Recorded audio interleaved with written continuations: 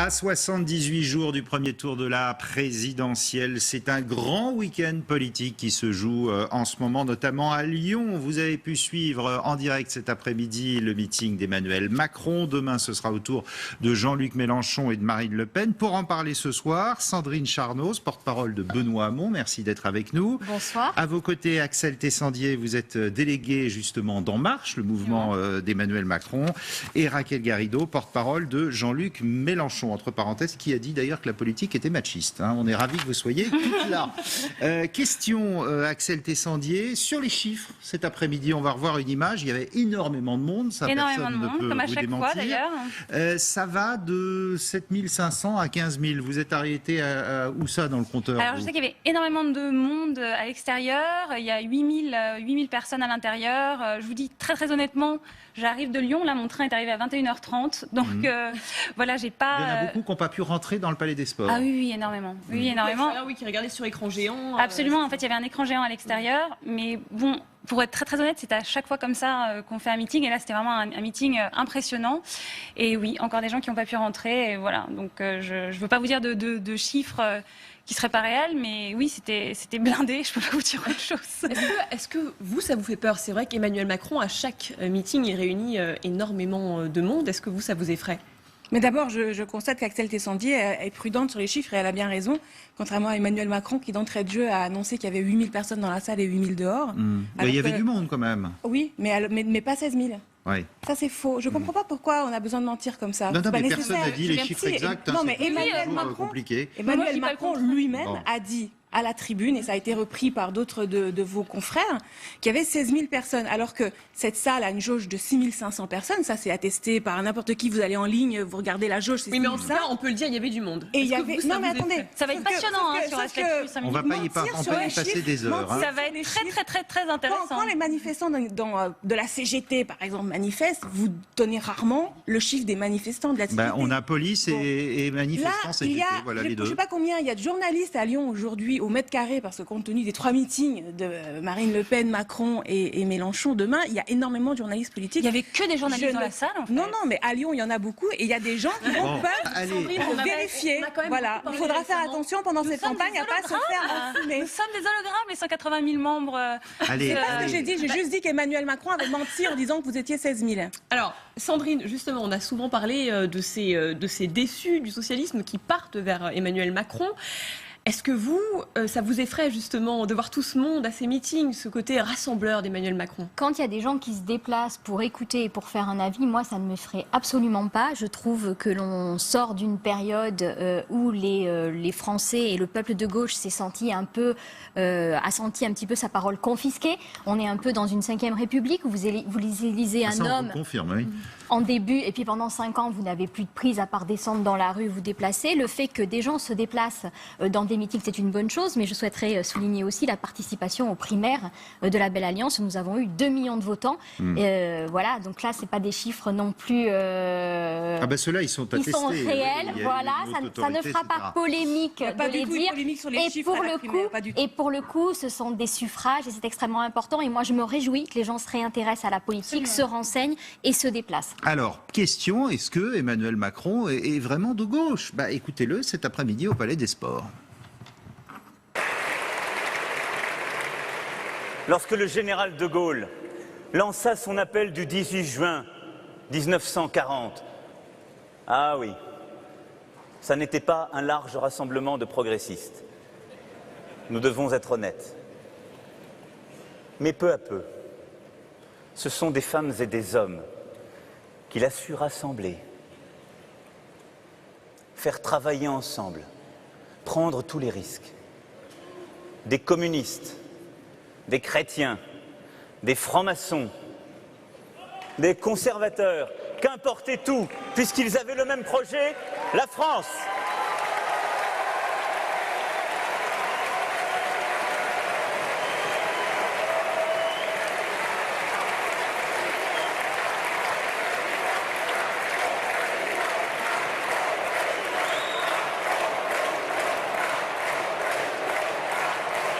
Voilà, il va loin quand même là. Hein. Pourquoi il va De loin Gaulle, la résistance, et puis je ne suis ni de droite ni de gauche, je suis français. Non, Bon. il n'a jamais dit je suis ni de droite ni de gauche. Il a dit qu'il était effectivement de gauche, que c'était voilà sa culture. Qu'effectivement, on est en 2017, on a des défis à relever, on aura besoin de tout le monde, qu'effectivement, on n'est pas bloqué dans des clivages. C'est pas parce qu'on a pensé 50 ans de la même façon qu'il faut toujours penser de la même façon. Et ce que je veux dire, c'est que moi, par exemple, ce discours-là, je le trouve très fort, je le trouve très beau. Mais ça, vous n'allez pas dire le Oui, contraire. mais ce que je veux dire, parce qu'il est réel, c'est-à-dire il y a un moment, quand on est à des moments de l'histoire, à des moments si singuliers, à des moments si importants, est-ce qu'on va encore se battre sur des clivages? Et je vous invite à aller demander aux Français. Demandez aux Français. Il y a beaucoup de gens qui vous disent moi, je ne sais pas si je suis de droite ou si je suis de gauche. Je veux des solutions. Je veux qu'on comprenne mes problèmes. Alors justement, il n'a toujours pas donné son programme, en fait, Emmanuel Macron. Quand est-ce qu'il va le donner? C'est arlésienne. Ben oui, Donc, mais parce que c'est facile, ces important. incantations, de dire je suis dans Mais- l'esprit du général de Gaulle, etc. Mais moi, j'ai et après l'impression. Bon, déjà, je ne sais pas si vous avez lu le livre. Le livre, il pose quand même une vision, il pose des directions. J'ai l'impression quand même qu'on s'est beaucoup exprimé sur le travail, on s'est beaucoup exprimé sur l'Europe, on s'est beaucoup exprimé sur l'éducation. On a même un site internet qui s'appelle Vision Macron. Vous pouvez retrouver par thématique toutes nos propositions. Et on l'a déjà dit, à la fin du mois de février et au début du mois de mars, on aura le contrat avec la nation et le plan de transformation. Donc là, il c'était attend quoi, aussi là, longtemps. ce meeting? Mais là, c'était une façon de réaffirmer notre vision. Enfin, je veux dire, il a quand même parlé de ce que représentait le danger du Front National, le danger du conservatisme, le danger de la peur. Je veux dire, on est quand même je sais pas, on est dans le 21e siècle, ça fait 17 ans qu'il nous attend. On voit bien les forces qui sont en présence, on voit bien ce qui se passe dans le monde. Trump, Le Brexit. PS ou Mélenchon, ça reste dans le 20e? Non, comment vous dire? C'est pas ça, mais c'est-à-dire que... Non, par exemple, Benoît Hamon, j'ai trouvé qu'il était vraiment... Et je pense qu'il a gagné pour cette raison. Il a porté des sujets, des débats. On n'a pas forcément les mêmes réponses, mais parfois, je pense qu'on pose les mêmes questions. Et ça, c'est important. C'est une façon de se dire... La phrase la plus dangereuse aujourd'hui, c'est de se dire on a toujours fait comme ça. Et si on a toujours fait comme ça, on doit continuer comme ça. L'époque, elle demande autre chose. Elle demande de l'audace. Elle demande de oser. Elle demande de prendre confiance en Et la nous. France Vous en pensez insoumise, quoi, quelque part, c'est aussi oser. Le slogan de Jean-Luc Mélenchon. Oui, je sais pas. Moi, Jean-Luc Mélenchon, moi, je suis très très sensible à l'écologie. Ça, c'est quelque chose de très important pour moi. Moi, je suis végétarienne depuis 8 ans. Je me fais des salades de quinoa depuis un bon moment et sans crevettes, pour tout vous dire. Donc ça, c'est des sujets qui sont très importants. Moi, j'habitais à San Francisco et à San Francisco, si je faisais pas de compost, mon compost dans mon appartement, j'avais une amende. Donc moi, c'est vraiment des réflexes que j'ai pris. Je ne conduis pas. Vous voyez, je suis plus écologiste que beaucoup de gens qui vont voter pour vous et pourtant je suis macroniste. Donc vous voyez, on ne peut pas faire de la caricature par rapport aux gens. Donc Non, ça, il moi, n'y c'est a pas eu quelque de chose. caricature de fait Non, non, je jusqu'à parlais présent. pas de vous. Je parlais d'un petit débat qu'on a eu avant. Et du coup, Mais vous, qu'est-ce que vous pensez, vous, d'aller au-delà de ce clivage gauche-droite? Moi, je pense que c'est de la confusion. Et ça m'effraie. Ça, pour le coup, ça m'effraie. Et surtout, j'ai l'impression que, suivant les moments, on change. Et pour en revenir sur les propositions sur l'entreprise et sur le monde du travail que j'ai entendu sur les radios de la bouche d'Emmanuel Macron ou ce que j'ai vu du meeting, pour moi, c'est clairement des propositions que porte, par exemple, le MEDEF. Avec moins de charges pour les entreprises, avec une petite prime pour ceux qui travaillent, avec toujours l'idée que si ils ne reprennent pas, notamment les gens qui portent le RSA, qui ont le RSA pour vivre, si on leur donnait pas un petit peu plus d'argent, ils ne reprendraient pas le travail. Donc peut-être un vrai décalage par rapport à la c'est pas crise un que nous programme de vivons et gauche par pour vous. rapport sur le plan économique, ce n'est pas Raquel un programme Garrido, de gauche. on vous a pas clairement. entendu. Moi, malheureusement, je pense que ça sert plus à rien de se battre pour la paternité ou l'autorité sur le terme de gauche, qui ne signifie plus rien pour la grande majorité des gens, compte tenu de ce que nous avons vécu dans ce quinquennat de la part de gens qui se disaient de gauche. Je constate que Emmanuel Macron est dans la droite lignée de ce que faisait et pensait François Hollande. Pour moi, d'ailleurs, c'est lui le fils naturel de François Hollande.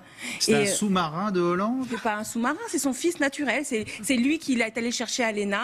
Après, avec son ami Attali, ils l'ont pris à la Banque Rothschild, ils l'ont pris à l'Élysée, au secrétariat général de l'Élysée. C'est lui qui l'a mis en... C'est le suppôt du grand capitalisme? C'est des mots que vous utilisez, vous, Ah non, non, peut-être. je vous pose la question. Mais en moi, ce qui est certain, c'est que je constate qu'il défend les intérêts d'une certaine caste oligarchique. Et c'est vrai que vous remarquerez qu'il n'a rien dit sur Fillon, par exemple, sur les emplois familiaux. C'est pas son truc d'aller voir la question de l'éthique en politique. Il ne dit rien là-dessus sur les personnes, par exemple, qui ont sous-estimé leur patrimoine à la haute autorité de la transparence de la vie publique. Je pense, par exemple, à Jean-Marie Le Guen, qui s'apprête maintenant à soutenir Macron. Toutes ces personnes qui ont des comportements comportement éthique et de proximité en fait avec les milliardaires, entre les milliardaires et la politique. Ça, Macron il dit rien là-dessus. Pourquoi? Parce que c'est le meilleur ami des milliardaires. Aujourd'hui, il veut même pas donner la liste des gens qui lui donnent beaucoup d'argent. Il y a tellement de fausses informations dans tout ce que vous venez de dire qu'il va falloir que je prenne point par point. Ce serait bien que vous disiez, puisque vous voulez dire, dites-nous qui sont les milliardaires qui le soutiennent. Sur Fillon, on en a parlé, et on en a parlé pour dire, ici on ne sifflera pas. Parce que nous, on croit à la bienveillance et en plus, on pense que non. Donc que je peux finir. protégé. Non, vous ne comprenez pas. Ce que je vais vous dire, c'est que on peut pas. Il va vraiment falloir me laisser parler. Oui, mais ne me dites pas que je ne vraiment comprends pas. falloir me laisser parler. Ne me dites pas que je ne comprends pas parce que c'est superbe. Vous ne Des énarques pantouflards qui vont dans la banque, ça suffit. Vous ne rendez pas service au débat. Donc nous, on pense que ce qui arrive à Fillon, c'est une lèpre démocratique. Et les seuls qui en profitent, c'est le Front National. Et comment on peut se... Mais le Front National n'en profite pas, madame. C'est terrible. C'est-à-dire qu'on voit bien ces scandales, ce que ça veut dire, la défiance que ça crée par rapport aux politiques. Il en a parlé, il l'a dit que c'était dramatique. Alors pourquoi vous ne donnez pas, vous, la liste des milliardaires qui vous soutiennent? Alors, Axel, sur Fillon quand même, parce qu'il y a effectivement un problème de est-ce que sa femme a eu un emploi fictif ou pas. Et là, c'est la justice. Et moi, je comprends qu'on attende. En revanche, il y a quand même un problème sur le fait qu'elle a été payée. C'est un problème moral. Il faut qu'elle rende l'argent. Mais il a dit que c'était un scandale. Il a dit que c'était un scandale. Et surtout, Axel, il y a une troisième chose, c'est les explications qu'il a données, qui amènent encore plus de la confusion et un problème démocratique. Et il faut le condamner. On ne peut pas se dire féministe en défendant sa femme. On ne peut pas dire que c'est une affaire d'État. Vous parlez de sa fille. Non, je veux juste parler sur il faut en parler. Sur le financement, il va vraiment falloir. Alors, on en reparle juste après la pub. C'est promis. Sur le financement. Absolument. Allez, on partira là-dessus. La pub, le rappel des titres et on repart sur le financement Fillon. Et soirée politique sur LCI, débat animé en première partie entre Sandrine Charnoz, porte-parole de Benoît Hamon, à vos côtés Axel Tessandier, délégué d'En Marche, le mouvement d'Emmanuel Macron, et puis face à vous Raquel Garrido, porte-parole de Jean-Luc Mélenchon. Axel Tessandier, à l'instant, on parlait de l'affaire Fillon, vous nous disiez d'ailleurs que vous vouliez bien parler de Penelope Gate, mais de Fillon Gate, et vous êtes dans la bienveillance, a dit Emmanuel Macron. Ça veut dire quoi? Parce qu'on n'a pas l'habitude d'écouter ça en politique. C'est vrai qu'on n'a pas l'habitude d'entendre le mot bienveillance. Et je pense que c'est d'ailleurs assez dramatique et c'est un mal français, enfin c'est un mal tout court parce que généralement c'est assez nécessaire. Je voudrais juste revenir sur le financement parce que moi je ne peux pas laisser passer ça. Je ne peux pas laisser passer le candidat des milliardaires, ça ne veut rien dire. Nous on a... Ça, vous parlez d'Emmanuel Macron. On a 65 000 personnes qui ont fait un don, 70% des dons qui sont sur Internet et les 2 tiers qui sont à moins de 50 €. D'accord. Alors non, et je vais finir. Il y a 3% qui sont supérieurs, je crois, à 1500 €, quelque chose comme ça. Donc ça, il va falloir vraiment que ça s'arrête, parce que sur 65 000 donateurs, il n'y a pas du tout les, je ne sais pas comment vous appelez ça, les grandes forces oligarchiques ou j'en sais rien. Moi, je ne parle pas de ça. Je parle de la proximité entre Emmanuel Macron et les milieux d'affaires. Si vous regardez l'affaire Fillon, par exemple, on s'aperçoit que c'est l'amitié avec l'Adret de la Charrière, milliardaire, fondateur de Fitch Ratings en France, etc. C'est ça que je ne comprends pas dans votre... Oui, mais je pense que les téléspectateurs comprennent que Fillon-Macron, la proximité entre les milieux d'affaires et la politique, c'est malsain et porteur de conflits d'intérêts. D'accord ? C'est-à-dire que les Français aujourd'hui pensaient qu'ils avaient quelqu'un de très honnête qui était Monsieur Fillon. Je vous parle d'Emmanuel Macron. Eh bien, toute personne qui semble pas honnête et intellectuellement qui ce que vous faites. c'est pas honnête intellectuellement. Mais madame, vous faites un procès d'intention à quelqu'un qui fait preuve d'honnêteté, parce que je suis une citoyenne et j'en ai vu d'autres, madame. Mais Raquel Garrido, attendez, est-ce que vous avez des preuves? Est-ce que vous pour dire, est-ce qu'il y a des banques derrière Macron? C'est la question que je pose à madame. Je dis que s'il y a une proximité entre Emmanuel Macron et des hommes d'affaires, avoir eu un métier avant, c'est pas dramatique, je vous assure. Pardon ? Avoir eu un métier et connaître l'économie. Non, attendez, pas à moi, c'est un haut fonctionnaire qui a pantouflé et qui a gagné 1,5 million d'euros pour bosser 1 an à la banque Rothschild. Ne me parlez pas de métier. Là, je vous parle d'autre chose. Les gens qui travaillent dans la banque vont être ravis de vous entendre. Les gens qui travaillent dans des banques vont vous entendre. Non, les gens qui travaillent dans la banque. Il y a des centaines de milliers de Français qui travaillent dans la banque. Oui, ils ne sont pas candidats à la présidentielle. D'accord, donc en fait on catégorise, donc vous ne répondez pas. Non mais ça n'a pas de sens ce que vous dites, c'est ça le problème. Vous faites de la caricature. Les gens qui nous regardent, ça a beaucoup de sens. Les hommes politiques, c'est dramatique ce que vous faites. Avec les milieux d'affaires. Ça fait trop longtemps que vous faites de la politique, c'est dramatique ce que vous faites. Ah ben non, pas du tout, parce que vous faites de la politique politicienne. Jamais gagné un seul centime de la politique, madame. Mais moi non plus. Je bosse. Moi non plus. Voilà, et sauf que je suis une citoyenne avertie. Et c'est pour ça que je me bats. Vous êtes une militante, c'est pas la même chose. Écoutez-moi. Je me bats du coup pour que nous les citoyens ayons des méthodes de contrôle des élus qui soient très forts, et notamment le droit de révoquer les élus entre les élections. Parce que, vous voyez, j'ai entre les élus qui me disent « moi je suis honnête contrairement à l'autre », et après si je m'aperçois 2 mois après ou 1 an après qu'en fait ils n'étaient pas si honnêtes. Quel en rapport avec France, Emmanuel Macron mais ça vaut pour Emmanuel Macron comme pour tous les autres. Sauf que pour Emmanuel Mais là, Macron, vous comme on anticipez sait... un peu, là, quand même. Exactement, vous faites de la politique fiction. Attendez, est-ce qu'on peut être d'accord sur l'idée que tous les hommes politiques et intellectuellement, ça n'a pas de sens. Ah mais c'est vous qui le dites. Sandrine, C'est vous qui le dites. Vous en faites la démonstration. Sans suspicion, moi je pense que l'affaire François Fillon, mais également les affaires qui touchent Marine Le Pen, vont obliger la classe politique, et en tout cas Benoît Hamon avancera là-dessus, à durcir les règles sur les emplois familiaux, mais également à amener plus de transparence. Nous avons eu au début de ce quinquennat une loi qui a permis de rendre public en 2012 un certain nombre de choses. Il faudra aller plus loin et surtout faire très attention à ce que les gens deviennent après l'occupation de leur poste. On appelle ça du pantouflage. Il faudra que les règles soient précises et la transparence soit faite justement pour contrer et redonner confiance dans la classe politique, dans les hauts fonctionnaires. Il faudra que l'on travaille tout ça et tous les candidats doivent s'y engager. Sa mise en disponibilité, par exemple, n'a pas été publiée au journal officiel, ce qui fait qu'on ne sait pas en vérité le cadre légal dans lequel il y a eu cette disponibilité. Et d'ailleurs, on ne sait même pas s'il a continué d'être payé comme haut fonctionnaire tandis qu'il pantouflait à la banque Rothschild. Peut-être que vous pouvez nous répondre là-dessus. Mais qu'est-ce que vous racontez? Il a démissionné de la fonction publique. Non, quand il a pantouflé, je parle du quand il est parti de la haute fonction publique pour aller chez Rothschild. Cette période-là. Aujourd'hui, normalement, ça se fait avec une publication au journal officiel, la mise en disponibilité. Cette publication n'a pas eu lieu. Je répète ce que disent certains journalistes pour enquêter. Vous vous intéressez, vous faites mettre du mépris par rapport à ce qu'on représente. Vous vous intéressez jamais. Ça vous parle pas le fait? Non, pas du tout. Non, c'est facile ça. Là, vous faites du fillon, madame. Mais pas du fillon là. Là, c'est vous attaquez l'homme. Mais pas du tout. Je vous parle de nous. Je vous parle des 180 000 adhérents. Ça vous interroge pas? Et vous, ça vous interroge pas? Non, répondez à ma question. Ça vous interroge pas ce mouvement qui en 6 mois a quasiment 200 000 adhérents? Vous pensez qu'on est rien? Vous pensez que ça se balaye? Je pense pas que vous n'êtes rien. Qu'est-ce que ça vous parle? Qu'est-ce que vous pensez de ces citoyens-là? Est-ce que j'ai le droit, moi, les citoyens, de poser des questions? Il n'y a pas de dans la vie. On a quand même l'impression que vous voulez pas répondre. On a quand même l'impression que cette affaire autour de François Fillon profite à Emmanuel Macron. C'est vrai, on va peut-être regarder à Marine Le Pen. Exactement. On va regarder Marine Le Pen. Et pourquoi Marine Le Pen? Regardez, attendez, on regarde ce dernier sondage pour le premier tour. C'est un paradoxe. Marine Le Pen obtient 25% des intentions de vote. Emmanuel Macron est derrière, 21 à 22%. Commence à talonner Marine Le Pen. Et à dépasser François Fillon. A dépassé François Fillon. Et derrière, on a Benoît Hamon et Jean-Luc Mélenchon. Comment vous allez... voilà, qu'est-ce que vous pensez? Est-ce qu'il y a un ralliement possible entre Benoît Hamon et Jean-Luc Mélenchon? Moi, toujours, je dis que par rapport au sondage, les suffrages sont beaucoup plus importants. Nous avons eu 2 millions de votants dans la primaire. C'est la première étape. Et c'est important de le prendre en compte et de le prendre en considération par rapport à des adhérents ou à des pseudo-meetings ou à des sondages. Il faut faire très attention. Les sondages... d'accord avec vous que les sondages se trompent. Voilà, Brexit. Pourquoi vous nous avez Parce que le sondage est à un instant T. Mais non. Voilà. Alors mais ça, c'est la réplique classique. Ce qui est important de comprendre, c'est que la Belle Alliance Populaire était un premier moment de rassemblement et que nous allons continuer à travailler, à rassembler la gauche. Si on ne regarde Pourquoi? pas les sondages, il va bien falloir qu'au deuxième tour, qu'il y ait un ralliement, parce qu'il n'en restera plus que 2.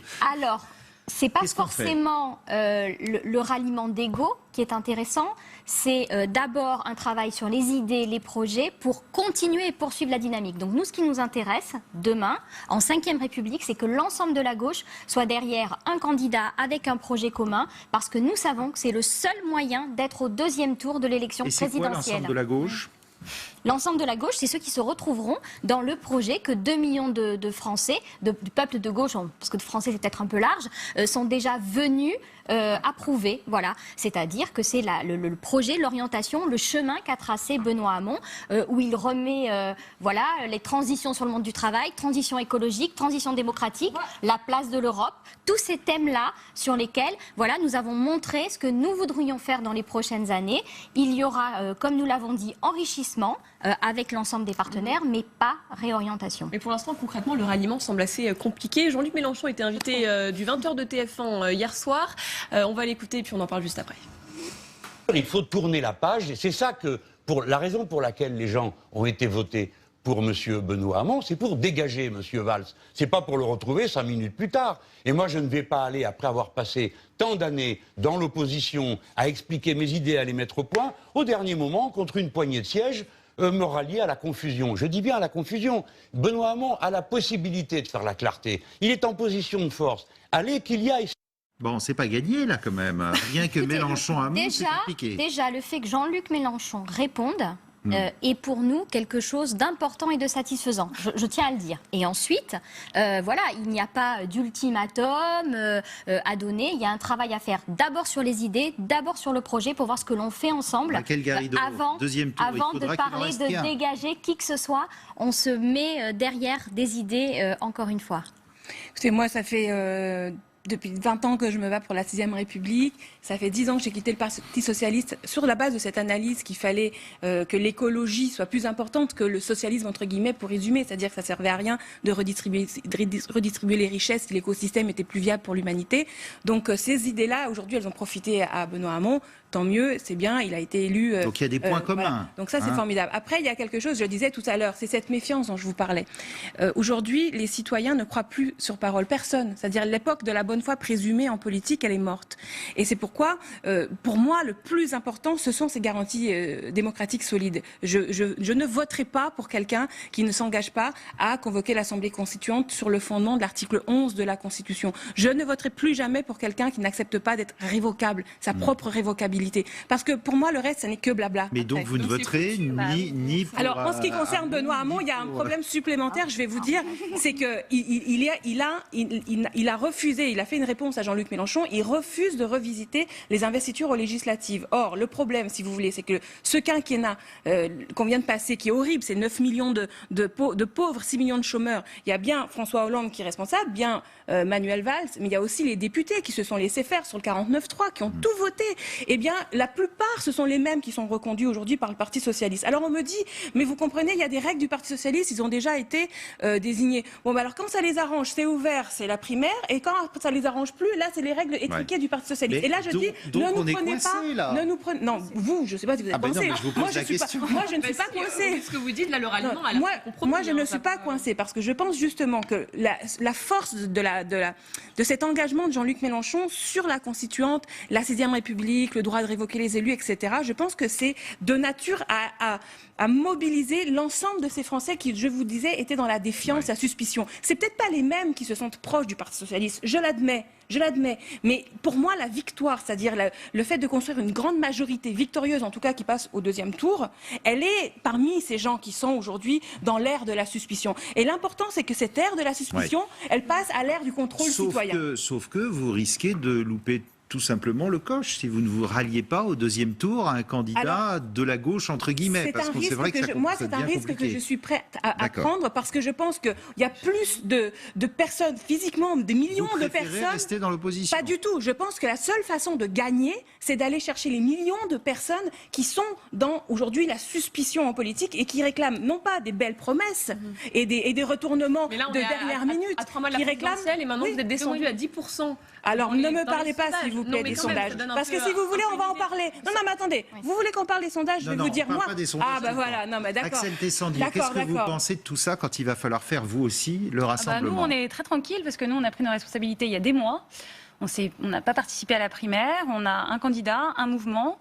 Je pense que c'est assez symptomatique, malheureusement, c'est le drame de la primaire. C'est-à-dire que, finalement, il y a une discipline de parti. Moi, je comprends l'exercice démocratique que vous voulez défendre sur les 2 millions de personnes, mais on voit bien qu'en fait, rien n'est réglé.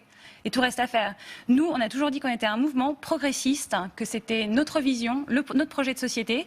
Donc nous, on ne fera pas d'accord d'appareil, on ne va pas chercher les alliances. Les gens qui viennent à nous sont des ralliements individuels ou des gens qui sont portés par notre projet. Et donc voilà, nous, on n'est pas dans la négociation. Même les notables, les cumulards, les gens qui n'ont pas déclaré. Et puis le reste de la France et le reste des gens qui ont envie de voter pour nous. Non, moi je pense qu'on est dans une 5e République. Enfin, moi je suis comme Raquel Garrido, je prends une 6e République avec un changement complet d'approche et une intégration beaucoup plus forte des citoyens. La seule chose, c'est que tous ceux qui ne voudront pas faire l'union seront demain responsables d'avoir mis Marine Le Pen au 2e tour aussi. Il faut dire les choses comme il faut le dire. Pourquoi vous ne vous engagez pas sur la constituante? Benoît Hamon porte un projet d'une alternative à gauche, optimiste, résolue, mais optimiste, sans rancœur, sans colère, sans des belles paroles. Moi, je vous parle de quelque chose de très concret. Et pour finir, c'est un faux problème. Parce que La constituante, c'est un faux problème. Pas du tout. L'histoire des investitures, parce que ça revient à une histoire de poste. Les Valsis et les Hollandais sont tous reconduits.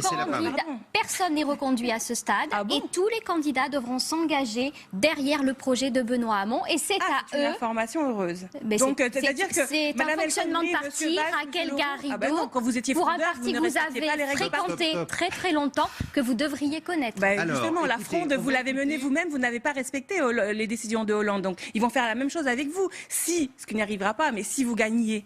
On va écouter, si vous le voulez bien, ce que disait Emmanuel Macron cet après-midi à Lyon de Benoît Hamon. Justement, écoutez ce qu'il en pense. Nous ne partageons pas les mêmes convictions et je ne pense pas qu'il reflète ce qu'est le progressisme. Parce que pour être progressiste, il faut proposer un modèle où on produit et on redistribue. Et dans le programme de Benoît Hamon, on n'explique pas comment on produit. C'est ça le vrai problème. Il faut être cohérent. Il est sur une ligne qui est une ligne très à gauche, que je respecte, qui n'est pas le barycentre même actuel du Parti Socialiste, qui est la gauche du Parti Socialiste. Il veut discuter avec le Parti communiste et avec les Verts. Il veut recréer la gauche plurielle. C'est ça son horizon politique. Sans vous. Moi, je pense que ça ne permet plus aujourd'hui de répondre aux défis du pays. Bon, pardon, c'était sur France Inter. Pareil. Cet après-midi, il a dit la même chose. Il a dit les gens ne réclament pas le revenu universel, ils me réclament du travail. Oui, bing. Il a dit la même chose, il a dit exactement la même chose à Lyon. Effectivement, il n'y a pas une... on était au salon de l'entrepreneur. Benoît Hamon y était aussi le même jour, jeudi. Effectivement, les entrepreneurs, c'est 3 500 000 entreprises et c'est 65% d'entreprises qui ont moins d'un salarié. C'est des gens qui ont envie d'embaucher, qui vraiment se battent, qui se réveillent tous les matins pour prendre des risques. Et effectivement, ils sont très loin de tout ça. Il ne faut pas oublier quand même qu'effectivement, c'est les gens qui créent de la richesse, qui vont créer de l'emploi. Effectivement, le revenu universel était assez loin de ces préoccupations. Je pense aussi que le revenu universel, c'est une question de vision de la société. Le revenu universel, parce que le monde est face à une robotisation, à une révolution numérique, et donc croit que c'est de la disparition de l'emploi ou du travail, c'est une vision de la société à laquelle nous ne croyons pas. C'est-à-dire, moi, je suis persuadée qu'effectivement, il y a des métiers qui vont changer, il y a des secteurs qui vont être fragilisés. Il va falloir imaginer une politique industrielle du 21e siècle. Tout à fait. Mais ce que je vais vous dire, c'est que c'est pas la disparition du travail. Ça fait longtemps qu'il y a ce mythe-là. C'est d'autres emplois, d'autres travails, d'autres compétences. Et je vous donne un exemple, parce que je le trouve intéressant. Est-ce que vous savez, en 2013, Amazon avait 1000 robots dans ses usines. En 2016, 45 000. Alors là, je vous dis ça, vous me dites, voilà les robots. On veut taxer les robots, d'ailleurs. Je finis. Donc, je finis. Donc, de 1000 à 45 000 en 3 ans. Vous dites, on est fichu, voilà les robots. Maintenant, je vous dis combien de personnes ils ont embauché. 117 000 personnes en 2013, 268 000 employés en 2016. Donc, robots et emplois ne sont pas incompatibles. Exactement. Et ce que je veux dire, c'est juste que les emplois sont différents. Et moi, ce que j'aimerais comprendre, moi, je suis désolée, j'ai l'impression que je vais passer pour une idiote, mais j'ai toujours pas compris ce truc de la taxe des robots. Donc, par exemple, mon smartphone, est-ce que c'est un robot ? Bien sûr que non, et votre tracteur non plus. Donc, expliquez-moi ce que ça veut dire de taxer un robot. Et encore une fois, je pense que le revenu universel, moi, je comprends pourquoi elle intéresse énormément les gens. Je comprends. Moi, je vais vous dire, ça va vous surprendre, mais encore une fois, quand j'ai habité à San Francisco, dans la Silicon Valley, ce qu'on appelle les libertariens, les gens qui ne croient plus en l'État, sont des passionnés du revenu universel. Ils y croient comme des dingues. Parce qu'ils pensent que de toute façon, la Silicon Valley, le logiciel, ça va bouffer les emplois et que donc, il n'y aura plus d'emplois pour tout le monde. Donc vous voyez, c'est très drôle parce que finalement, c'est une proposition qui est à l'extrême gauche ou à la gauche de la gauche. Et vous vous retrouvez avec vraiment des libéraux totaux qui pensent comme vous. Et ça, en fait, moi, je pense que c'est absolument faux. C'est-à-dire, c'est vraiment croire que le monde va être différent. Donc voilà, mais c'est là, encore une fois, moi je préfère ce genre de débat, parce que là, on est vraiment sur les idées. Et ça, je trouve ça intéressant. Et c'est là où Benoît Hamon, il a proposé une vision de la société, et là, on peut en parler. Je trouve ça intéressant. Je pense qu'on ne partage pas le même constat sur la société à l'heure actuelle. Vous nous parlez de jeunes entrepreneurs, de personnes qui travaillent, qui vont innover. Ah non, mais les entrepreneurs, c'est pas on ne voit pas tous ces salariés qui subissent le temps partiel, qui subissent les contrats qui s'enchaînent et qui ne sont pas maîtres de leur travail. Le revenu universel, c'est reprendre de la liberté par rapport au travail. C'est d'une part sortir de la grande pauvreté pour les travailleurs précaires, c'est enfin voir le monde tel qu'il est. Et il ne s'agit pas d'une raréfaction du travail, il s'agit d'une mutation du travail. Absolument. Et tous nos systèmes de protection sont calés sur le salariat. Demain, constat, mais pas les mêmes réponses. Non, parce que nous On n'a aussi- pas la même vision de la Non, société. Moi, je vois d'abord les gens qui souffrent, les gens qui subissent, ne je faites pas vois de le caricature. burn-out et je vois surtout les entrepreneurs qui n'ont personne à côté d'eux et qui, pour entreprendre, ne prennent pas ce risque parce qu'ils n'ont pas de revenus demain. Nous pensons aussi à eux avec le revenu universel d'existence. Vous savez le pourcentage d'entrepreneurs qui sont des chômeurs? Et bien justement, le revenu universel, ça Laissez-moi- permettra de créer Vous ne répondez plus pas, vite vous ne et répondez mieux pas à ma demain. question, vous ne répondez pas. 40%. Donc là, je suis tout à fait d'accord avec bien vous. aussi Oui, pouvoir Oui, oui, bien sûr. Voilà. Mais c'est une autre vision du travail. et c'est vraiment une Mais vision nous, non, d'avenir. je voudrais juste répondre là-dessus. non, mais non, attendez, nous, il faut quand on que- propose une mobilité Mais professionnelle, Vous permettez quand on quand propose- même que les autres interviennent. Bah, désolé, c'est sur les idées, alors d'un coup, ça Vous aimez m'intéresse. le débat, Non, le débat repartez d'idées, pas. mais vos idées. Non, mais je voulais vous dire que nous, on veut vraiment aussi avoir un espèce de matelas, une espèce de protection, la protection chômage pour tout le monde, pour les indépendants, le fait de pouvoir partir, de toucher le chômage quand vous démissionnez. Ça, c'est scandaleux. Moi, alors franchement, cette mesure, elle me choque énormément. Pourquoi Parce que demain... Vous avez déjà eu votre entreprise, hein? Bien sûr. Et alors, Il aurait fallu me demander avant d'entrer sur le Ah non, plateau, c'était ça pas du vous tout- aurait évité. Oui, Mais j'ai non, c'est pas créé, du tout une j'ai question créé une piège, entreprise. c'est vrai. Alors, Mais pourquoi vous prenez comme ça? Non, Je veux mais vraiment ce que essayer je veux de vous comprendre. dire, ce que je veux vous dire, c'est que les entreprises demain suis pas assez pourront militante, faire de la pression pour que les salariés partent quand elles ne les voudront plus. Et c'est le collectif, c'est la collectivité qui prendra en charge les indemnités. Et je trouve ça pas normal. Allez-y, Voilà. tranquille, Qu'est-ce que vous tranquillement. pensez-vous du revenu universel? Non, mais j'ai créé une entreprise. Allez, on La écoutera réponse est- quelle À défaut d'être écouté par mes interlocutrices, je vais parler à la caméra, comme ça peut-être que les gens à la Allez-y, allez-y. sont intéressés. Non, juste rappeler que dans le programme L'Avenir en commun, qui est le programme de la France Insoumise et Jean-Luc Mélenchon, quand même soulignons que nous avons un programme qui est complet, abouti, qui a été fait par 3000 contributions en ligne, des synthèses qui existent, qui vaut 3 €, ça n'est pas cher. Chacun peut aller le chercher, qui est un best-seller, il a déjà été acheté par 250 000 Bon, et le personnes. revenu universel, devrait oui être ou non? gratuit, d'ailleurs. Dans ce programme, Moi, je il y a suis choquée qu'il plus soit de payé. 3 millions Un programme politique. Non, mais il y a attendez, plus de 3 millions de postes de travail qui sont créés. D'accord? Parce qu'effectivement, et c'est vrai que les machines changent la productivité, mais c'est pas pour autant qu'il faut acter la raréfaction ad vitam aeternam du travail, pour la raison qu'il y a des choses à faire. Alors dans notre programme, vous verrez par exemple la transition énergétique, c'est 900 000 emplois, ça c'est le scénario négawatt. La relocalisation de l'agriculture, c'est 500 000 emplois. Demain, le meeting de Jean-Luc Mélenchon à Lyon, il sera consacré justement à ces questions des nouvelles frontières de l'humanité, la question de l'économie de la mer, l'espace, le numérique. Là, Eh ben, il y a merci. énormément d'emplois, énormément de travail. On le suivra Donc, pour le d'ailleurs, reste- ce meeting de Jean-Luc Mélenchon sur LCI demain. Merci beaucoup à vous trois d'être venus en parler. On suivra également le meeting acheté de Marine Le Pen. Allez, tout de suite le journal sur LCI.